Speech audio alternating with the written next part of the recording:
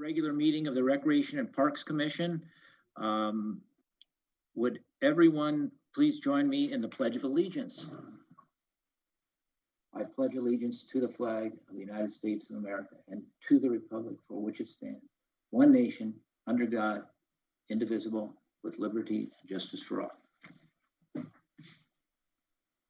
Okay, Monse, roll call, please. Chairperson Bob Moda. I'm here. Vice Chairperson Lee Davis. For the record, he's absent. Commissioner Dave Lubes is also absent.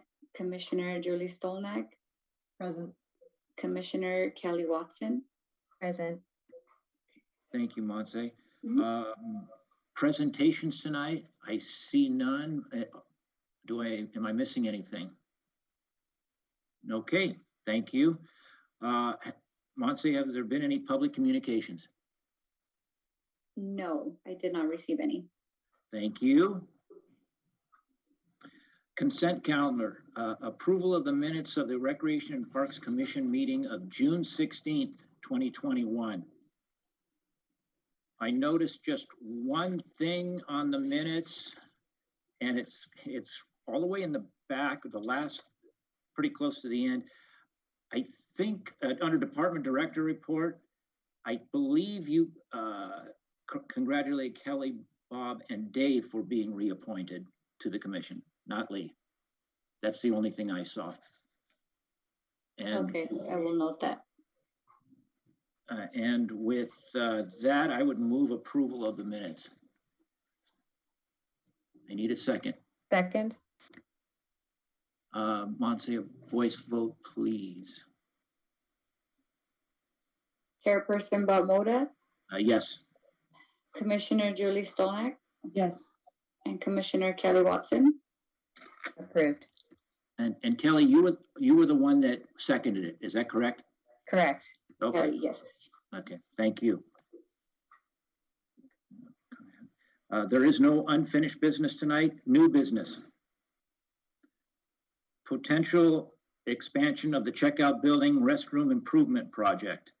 The recommendation is review proposed options and provide a recommendation to the City Council to move forward with their suggestion is option 1 for the checkout building restroom improvements project. Melissa, did you want to start and give it to Leafon? Thank you for that opportunity, but yes, I am going to throw it over to our city engineer, Leafon Su, who's going to make this presentation. Thank you. Good evening, commissioners. So I'm going to use the laptop to talk. I'm going to use the desktop to share the screen. So give me 1 second.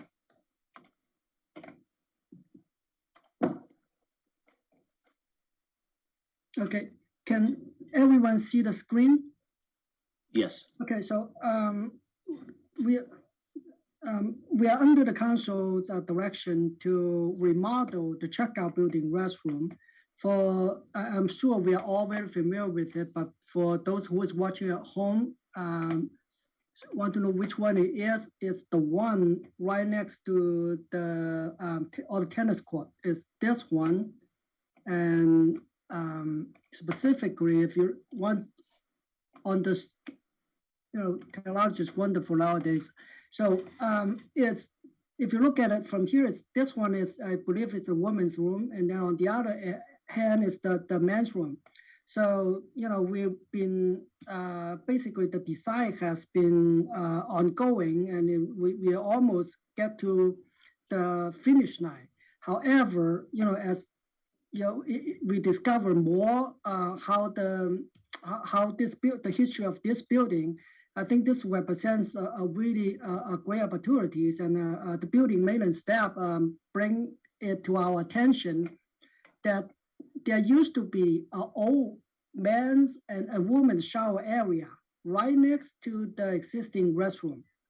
So that really, right now they're both just using as a storage, and that may not be the most efficient use of a space, because if we're going to stay with the existing direction And what is going to happen is because of the ADA compliance. So I'm going to show you what's existing. This is the existing layout. It's on the men's side, there are 3 toilets and 2 urinals. And on the women's side, there are 3 toilets.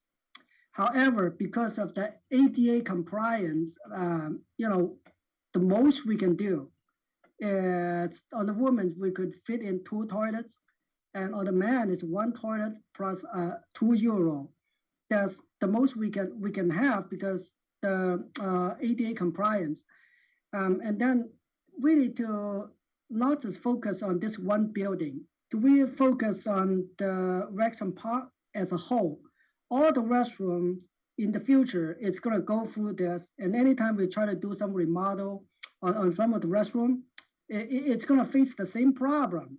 So the space are limited, and we have to be ADA compliant. So the overall capacity is going to be reduced significantly in the future. And here, it really represents a rare opportunity that we can reverse that trend. So if you look at the existing area, let me get to the right one. So here is the functioning men's and women's restroom. Each one is about 95 square feet. And the old shower area, which is currently we are using it as storage, they're almost 200 square feet. So basically, we have an opportunity to triple the area and to really restore the restroom on the previous shower area. What the option 1 proposal is for the existing men's and women for this 95 square feet each, we could convert those to ADA/family restroom.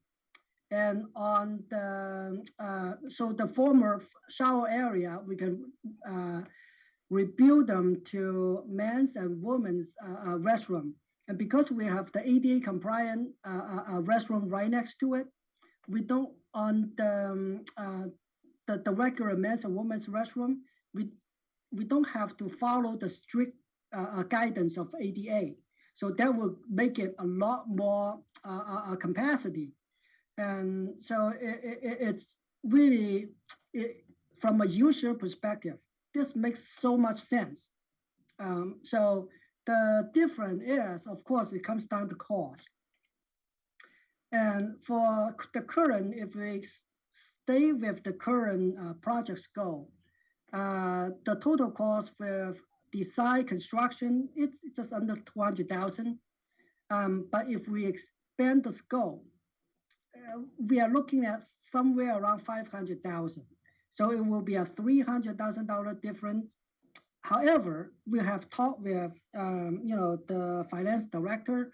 So I think we are able to identify funding for this. Of course, it's going to be subject to council approval, but we have funding identified that is feasible, and we can recommend to council to do the to expand the scope. So that is what we are really facing today. Is we want to present both options to the commission, and so the commission can make a recommendation to council. At this point, I can answer any questions you have. But also I want to show you a couple of photos of what it looks like inside. So this is one of the areas on the former shower area. It's really been used as storage area, and you can still see the former shower store. So all the connection, the sewer and water connection is there. However, all the plumbing, and electrical, all those will have to be redone. So this will have to be a complete remodel. But this is what, there's one toilet in there. And then on the men's, it's a similar situation.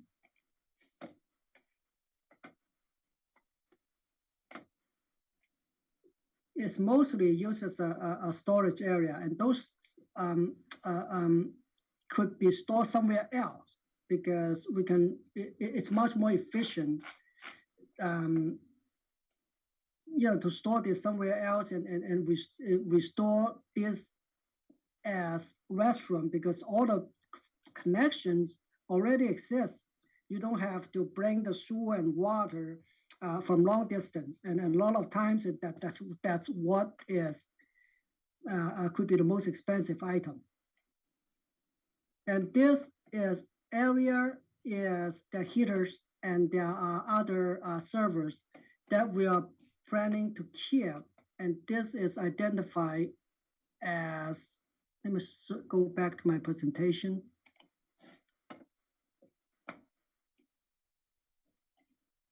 So in this light blue area is where the heater and servers are currently located.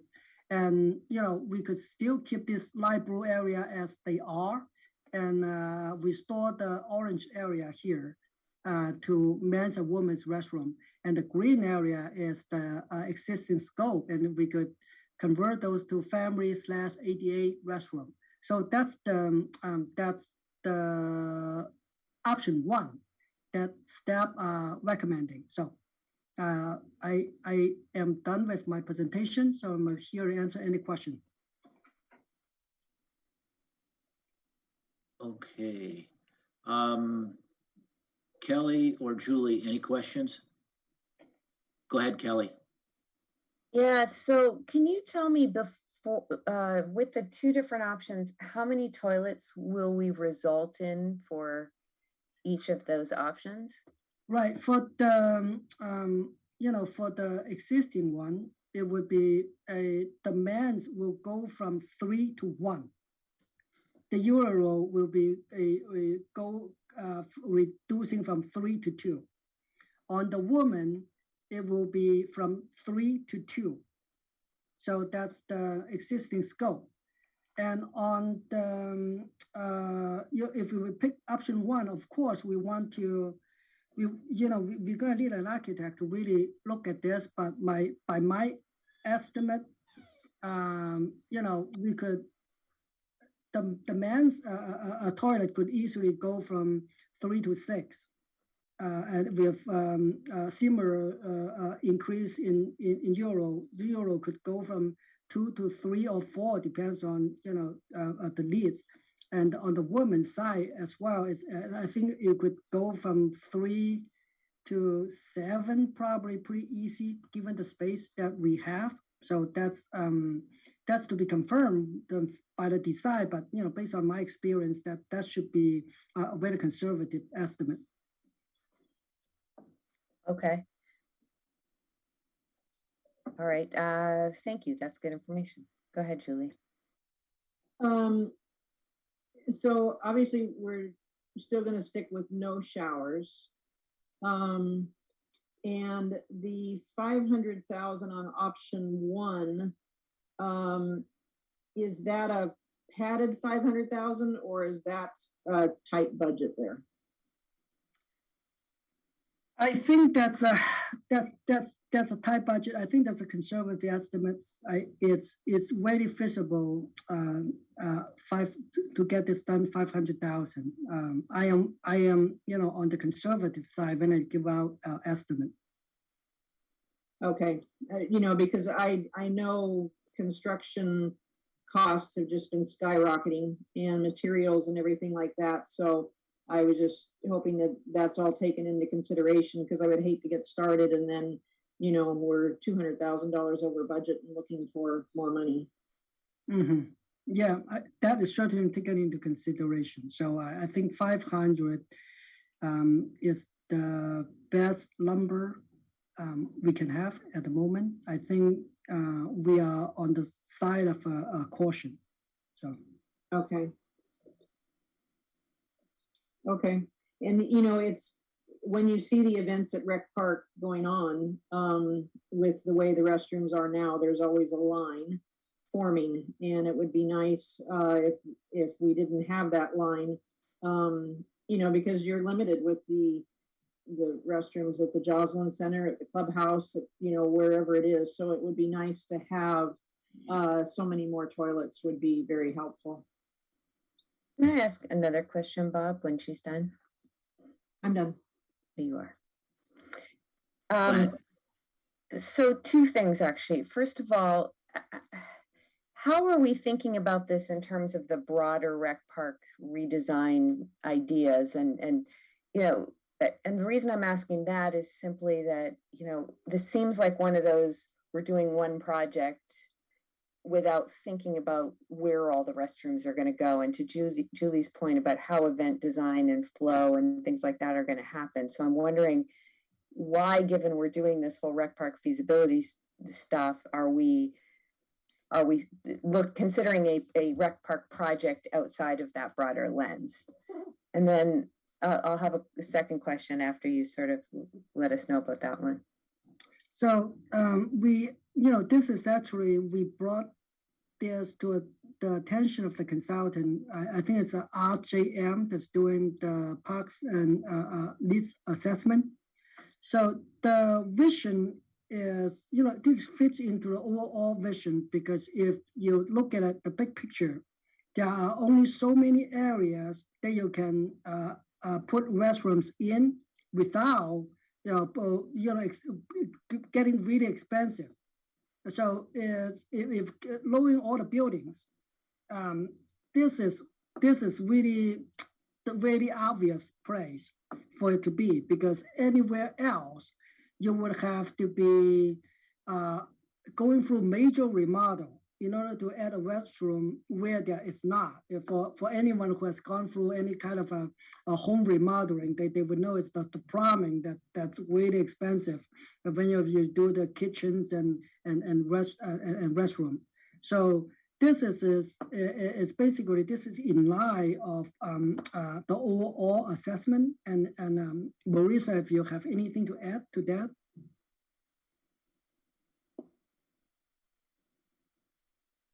Thanks, LaFawn. I would just add that yes, there is an established need, and the consultants are aware of the project. This effort was actually pre the needs assessment, though, and the council is interested in continuing to make improvements as we work through the needs assessment process, because it will be a phased approach. We won't be able to do everything. Once all of those needs are identified, there'll still be prioritization, but this was identified as a real need, and they would like to see progress on this particular project sooner rather than later. Okay, all right.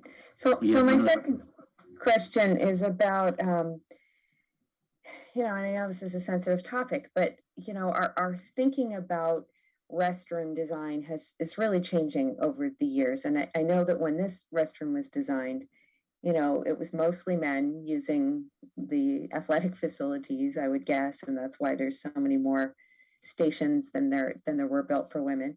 And we didn't think of ADA, which now is obviously really important. As we think to the future and we think about inclusive design, I would think we would want to consult or want to think about what are the concerns of the future. And more family restrooms, more gender neutral restrooms are certainly what a lot of future predictors, I think, would think is coming down the pipe. So I'm wondering, have we thought about that? And are we just sort of patching because, okay, so we've got this opportunity to use the plumbing that's there, but could we also think about a broader, more inclusive design at the same time and maybe try to anticipate what's going to happen 10 years down the road, 15 years down the road? So we certainly incorporate that thinking here, because the recommendation here is for the green area is to be a family/ADA compliant restroom. So as I have a young daughter, 4 years old. For me, it's always, if I go somewhere that doesn't have a family restroom, I almost need to bring my wife with me because it's really inconvenient as far as a father with a daughter that's 4 years old. So your family restaurant, that's really, I find it very convenient. So I'm sure a lot of users will have the similar experience. So, the recommendation here is really to have the green area, the existing one, to be the family slash ADA. We could even add a couple of baby change a table in there. So, and then the orange area is just the regular men's and women. So I think that will serve a lot of needs and really, improve the user experience. Well, just one of the things that I've noticed in a lot of parks, for example, is instead of going into a room, and this is the men's room and we're in there and now we have stalls, rather having doorways accessing a lot of little cubbies that have no gender associated. So you don't go inside, you just open and go into a cubby or a stall from the outside. And so I'm wondering if a design like that, which then you don't have to have a certain number per gender, it might even, get away from the lines that Julie's thinking about, because anybody can use any stall is my point. So it's just that, right. That's a suggestion, but it's not going to be up to me. But that's more of on the user experience overall. That for a bigger direction. So I don't want to get into that. However, from personal experience, I went to Berkeley. Berkeley was a co-op restrooms, men's and women, same one big one. I mean, I there's a good, there's a bad. Depends how you look at it. So from my, there is certainly advantage and there's certainly concern, because you're really looking at, you could have kids as young as I mean infants. And in there mixed up with all kind of people. So it's certainly this is not something in the engineering that will be decide how to go about. It's more of a big direction perspective that will I leave that out to more of the policy maker. Yeah, no, I guess I was just suggesting that they all open to the outside, so you don't go into a room at all. It's just everybody goes into their own little bathroom that's accessible. I see, yeah. You know what I'm saying? Yeah. But anyway, I just want to make sure, I want to make sure whatever we design going forward is thinking of the future, and is, we're not going to in 5 years suddenly find ourselves in a place where we've now designed again for the past. And so I want to just make sure that we're thinking about, I understand ADA today, but what is happening in the future? So it's just something to think about. That's certainly we can consider that, because I know the one you're referring to is each one has its individual door. So that way, however, it's that would add the expense to it. So it's just, it's money, funding could be a concern, so. Yeah, and I think too, it's hard to predict what the future is going to be when it comes to this. I used to, when I was out of college, was a restroom designer and in commercial buildings. And, like we're doing in the plunge now, we're doing a family restroom, and then also the locker rooms. And I think it's hard to predict what things are going to be like in 5-10 years, but also by making it individual stalls from the outside of the building, you completely change the look of that building, and now it becomes, like a restroom in the middle of our park. And right now, they're hidden in that building. I mean, actually, people have a hard time finding the restrooms because they're well hidden, and it doesn't look like a restroom building. But I think by having the family restroom on either side helps the situation with gender neutral, and then also with families with kids, and then having then the orange area there be our normal restroom. But I think by doing the individual stalls, then you're putting a sink in each one, and I think it would increase the cost of the overall project as well. All right. Kelly, Julie, any other questions? I like what I see. I like the two family restrooms and using the existing locker rooms or storage area or junk area, whatever we want to call that, for it, making those restrooms larger. And the only question I have, and I think this is Melissa, has staff, by looking at option one, and that's what staff is recommending, have they come up with a alternative space for that storage, the necessary storage items? That's a great question, Bob. And I have spoken about that with both Aricia and with Sean. And although we don't have a complete plan, we agree that it will be easier to go through all of those items. Some of them can be discarded and just need. I didn't know LaFawn was going to show you pictures of that of that area. But yes, I've been in there. Yeah.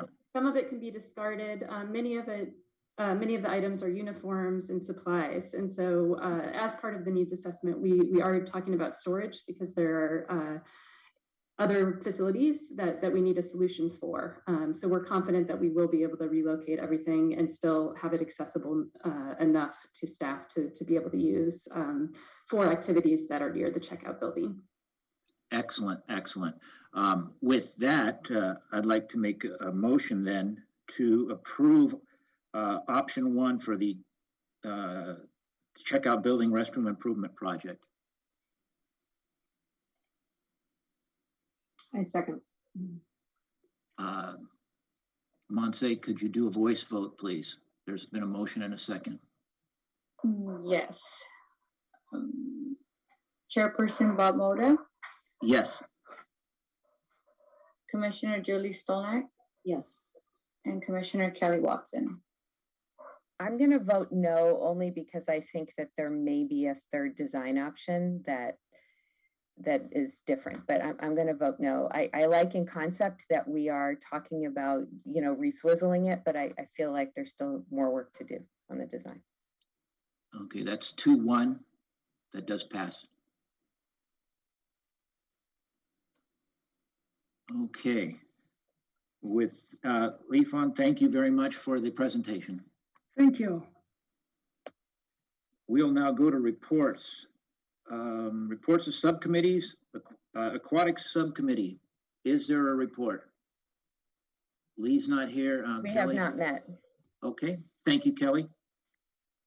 Gateway Committee. Is there anything going on there? Julie or Christopher?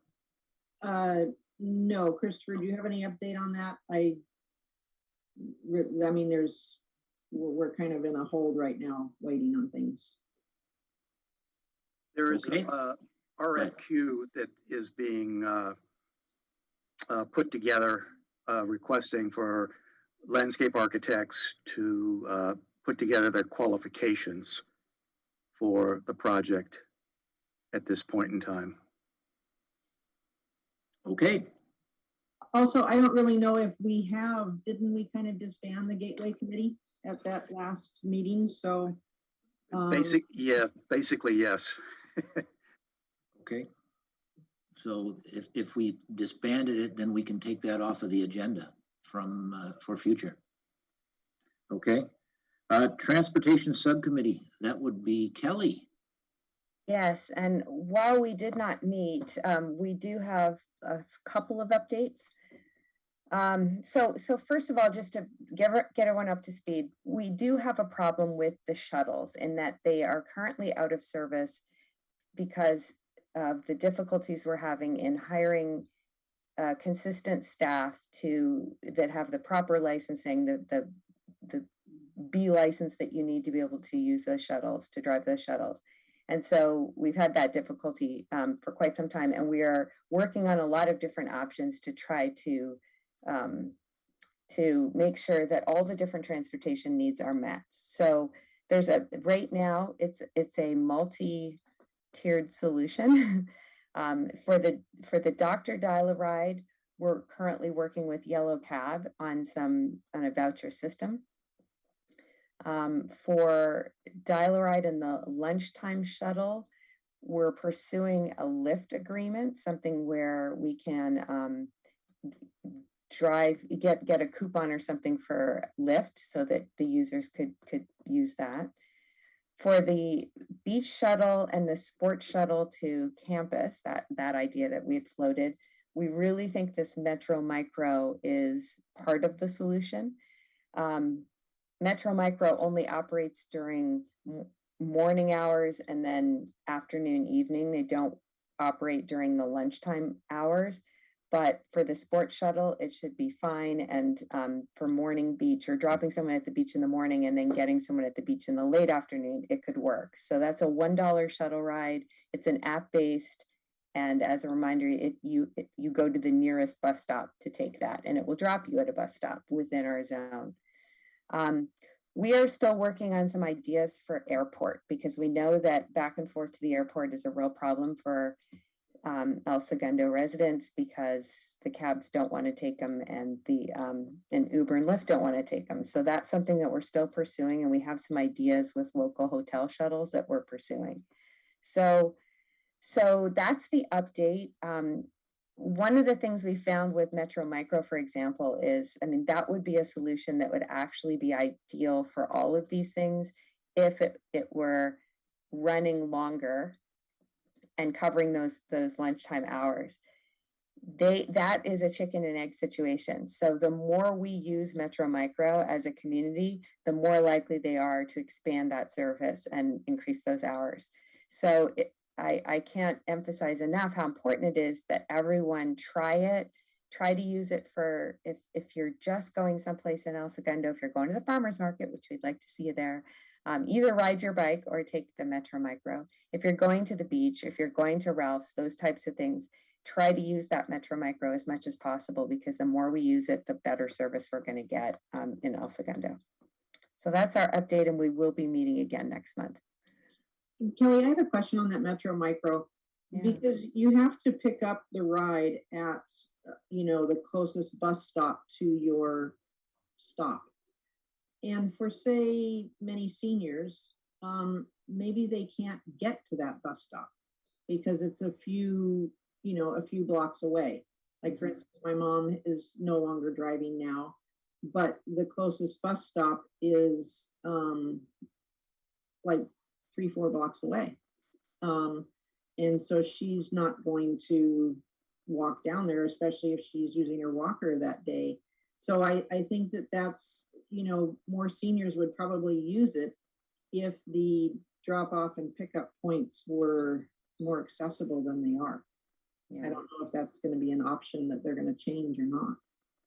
Well, the drivers I've had, and Melissa knows more about this as well, they have more than just the Beach Cities Transit bus stops that are in town and the ones along Imperial. There are a number of other stops in their app that they will drop and pick up at.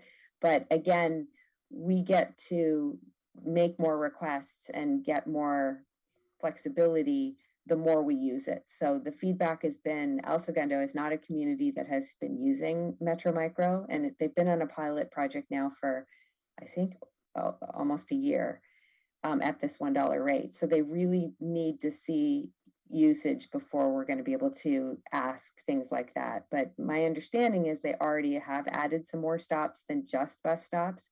But Melissa, do you have anything to add? Do you know more than that? So I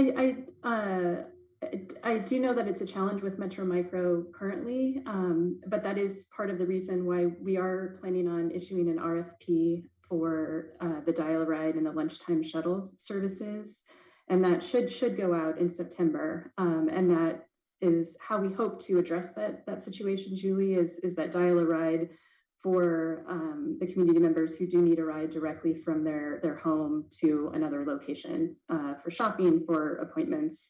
within that El Segundo, boundary. So that's kind of the multi-modal solution that Kelly's talking about. Is we would encourage people to use Metro Micro, but there will be other community members that will want to use the other option. But it would still be different than what our traditional shuttle service has been, because we would have somebody else running that system, and potentially in more of a ride share situation rather than a standalone shuttle. Okay, because I know help at all, or with case clients that have not had transportation to our pantry, and the hours fall outside of the shuttle hours. Case has arranged for Yellow Cab, and we get those vouchers and provide transportation that way for our clients. But it's a matter of the different organizations and people knowing about these other resources and how to go about it. And I think a lot of seniors don't know about it. Not everybody's online, not everybody's accessing the internet. So I think maybe when we figure things out and when there are more options, that maybe we do some type of a notification of seniors, especially in town, about what their transportation options are.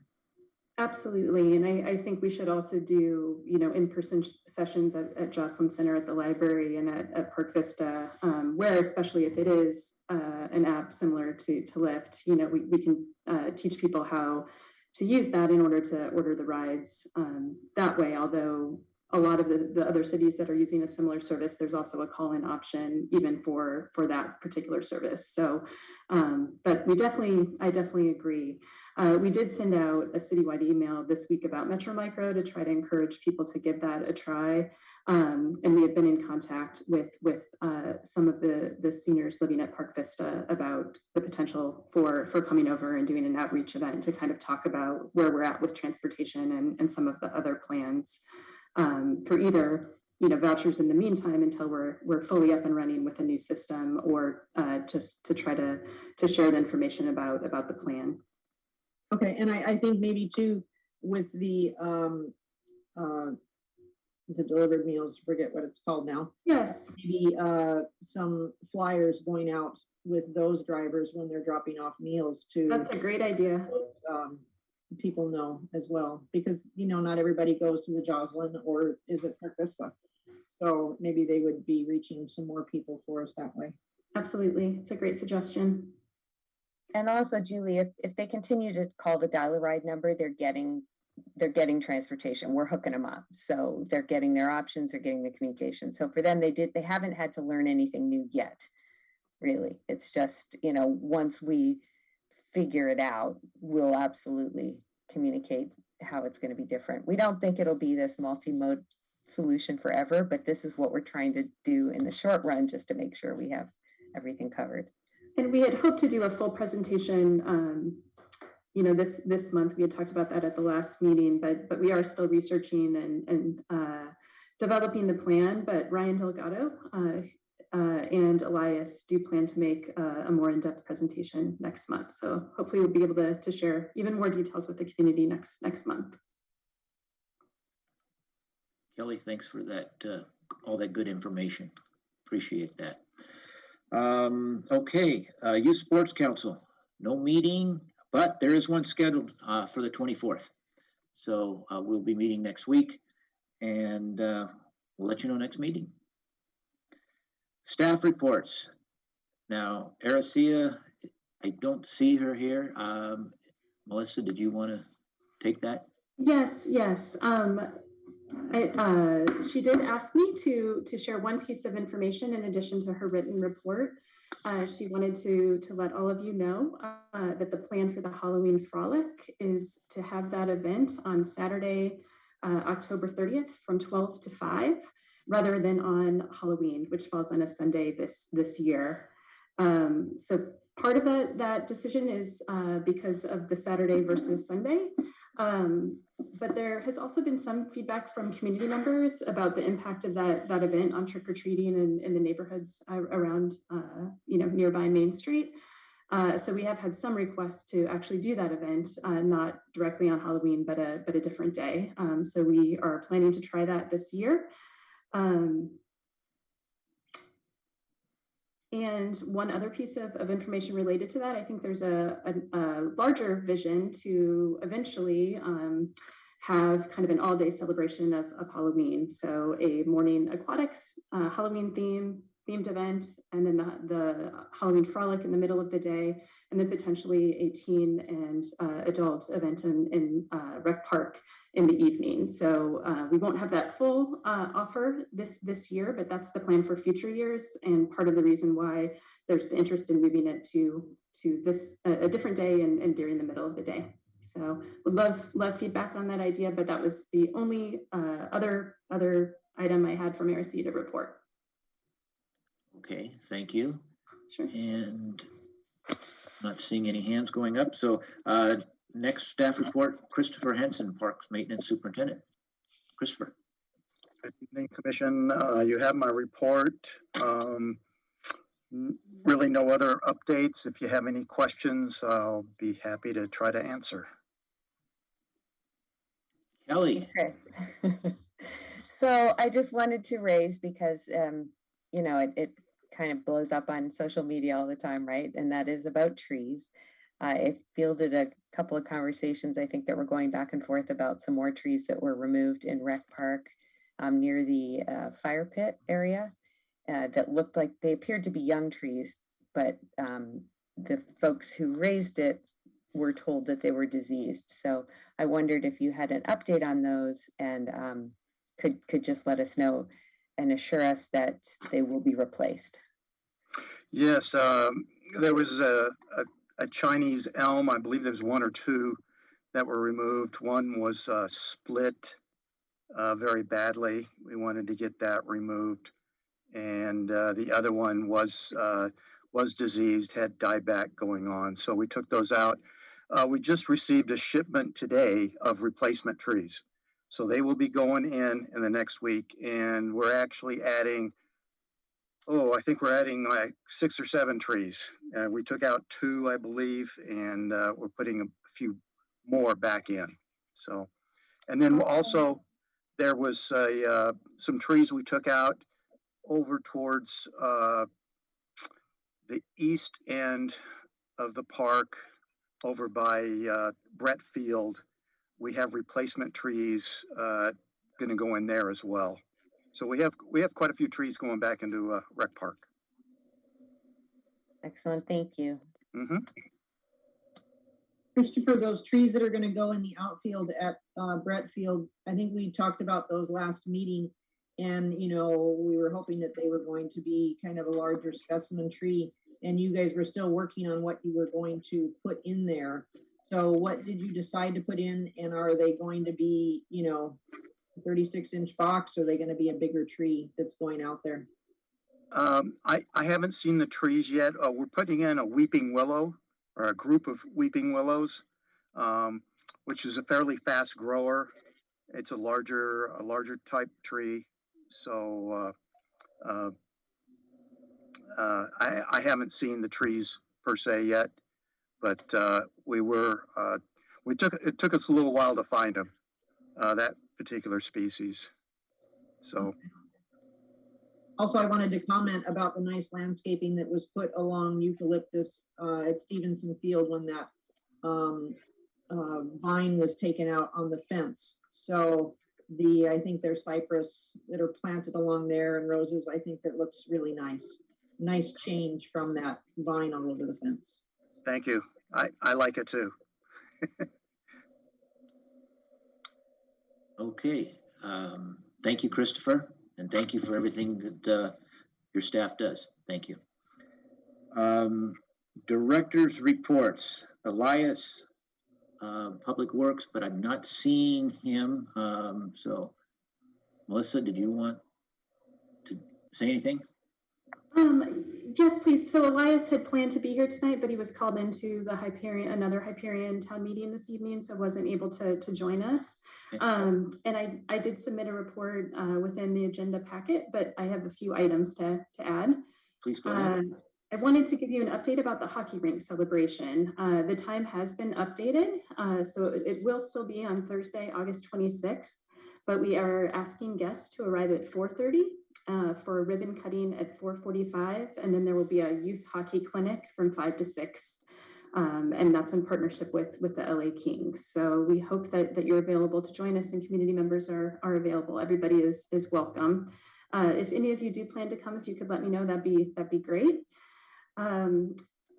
In addition to the information that I included about the needs assessment in the written report, I wanted to give you the latest information, which is we received 588 August surveys, which is a very good response. That's in addition to the 300 targeted surveys that were done in July.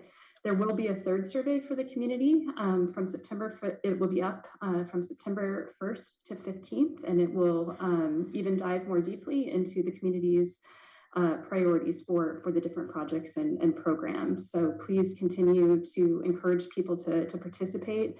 We had some questions if it was available in a paper version as well, and it was. Those were available at the recreation facilities as well as the library, and were delivered to Park Vista. We did get some responses in that way as well.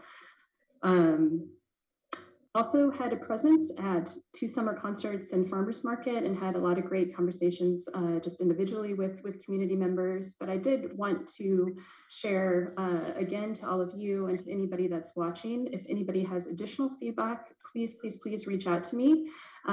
We would love, more conversations, happy to speak, with individuals or with organizations. The more feedback that we get, the better. If you just have a question, give me a call. And can put you in touch with anybody on the project team. So now is definitely the time that we want to be getting additional feedback for this project. And finally, I just wanted to mention a couple of large community events. Hopefully you know about both of them already, but just in case, the Main Street Car Show is this Saturday from 10 to 3, and that's an event, and again, I know you know, sponsored by the Chamber of Commerce and the Police Officers Association. And then the following weekend will be Art Walk on Saturday, August 28th from 3 to 9 p.m. That is a special date. They typically had done Thursdays in previous summers, but because it was kind of a late decision to do it, they're trying this on Saturday night, and a little bit extended hours and a little bit broader space to encourage people to spend some time outside with artists and with music and with each other, instead of only in the interior businesses as well. So really excited about both of those events. Attendance has been incredible at the concert, so we know the community is really taking advantage of all of these different opportunities, and we're grateful for that. So thanks to everybody who's been working on all of those events for the community. It's really appreciate it. Okay, thank you very much for the report and for all that great information. And we will now move to commissioner comments. Commissioner Watts and Kelly. Hi, yes, I wanted to mention our farmers market for a little bit, just because I've been working at it now all summer, manning the bike valet that we've had there. And we've had the folks from Kiwanis, as well as the girls from National Charity League, who've been getting volunteer hours for watching people's bikes for free while they peruse the market. One of the things that we've noticed is that attendance at the farmers market is lighter than it had been in the past, and there are fewer vendors consequently. And it's again a chicken and egg situation. And in talking to the vendors, they'd like to see more patrons out there. And, obviously, as patrons walk through, they wish there were more vendors. So I know that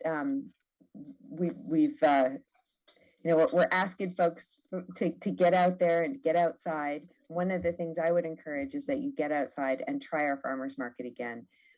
Go down the row, talk to our vendors, and let them know that we do appreciate them and that having a farmer's market is a really great community service.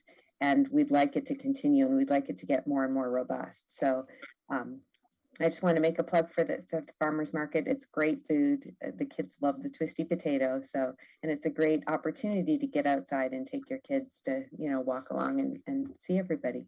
So that's my report. Thank you very much. Commissioner Stolnak, Julie. To tag along on the farmer's market thing, I've noticed too, Thursday nights at the restaurants are pretty crowded.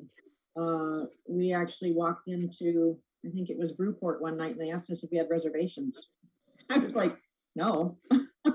And so it seems to be, you know, really crowded downtown, which is nice. But yeah, I would like to see more vendors as well, and hopefully more of the, you know, farmers coming in. Also, I haven't been to concerts in the park, but I have driven by and they have been packed. And it seems like everybody's having a great time, and I think the attendance is probably greater than it's ever been, of course, because everybody's wanting to get out. I have noticed on social media some people are asking about maybe trying some hometown bands instead of hiring out, and you know, maybe one time we could do a Sunday concert where maybe we have several hometown bands perform instead of just one band, to give that a try and see how it works. And other than that, I think that everything's moving along smoothly, and I think everything is going well and starting to open up, and once again, city staff is doing a great job. So that's all I have. Okay, thank you. I have nothing tonight other than it's great to see everyone again. So hopefully in the future we'll be able to do it live, but we'll follow protocol for now. Thank you, everyone, and we'll adjourn to the next regular meeting on Wednesday, September 15th, 2021 at 6 p.m. Thank you, everyone. Bye.